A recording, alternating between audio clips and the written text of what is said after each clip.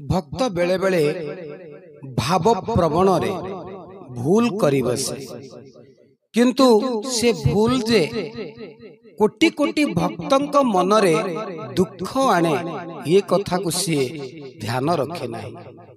वास्तव रे वर्तमान भक्त आउ दाढ़ियता भक्ति रे बलराम दास हुअंतु, रामदास हुअंतु, दासिया बाउरी, बंधु महांती सालबेग एमानक कथा को देखिबे सी जो भाव प्रवण तांको भितरे आसीछि महाप्रभु जगन्नाथ को नहीं सी किंतु कहा मन रे कष्ट देना अर्थात से एमिति भाव प्रवणता लगेइचंती महाप्रभु सहित अन्य जो कोटि कोटि भक्त ताकु श्रवण करी तांको भितरे भक्ति बढ़ुछि।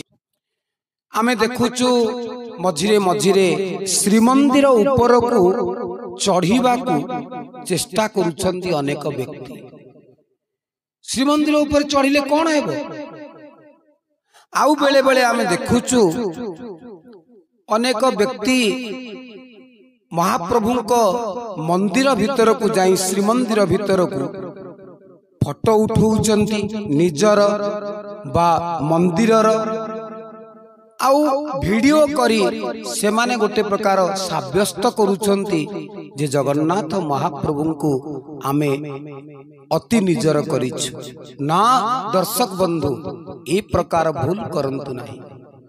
काहे कि जानि चंती से होचंती नीलमाधव कृपा करी महाप्रभु राजा इंद्रदुम्न सहित चुक्ति करिबा परे कली जुगरे ये पावन लीलारे आसीछन्ति।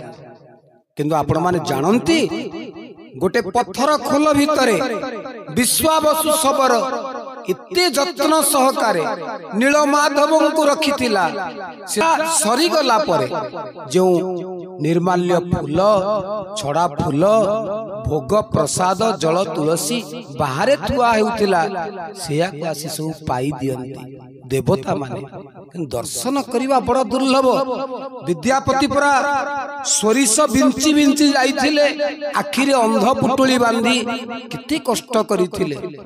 तुमे फोटोटीए उठेइबा वीडियोटीए जाई करिदबा एहा कोन गोटे भक्तर भल गुण, एहा कोन भक्तिर लक्षण निवेदन करिवो।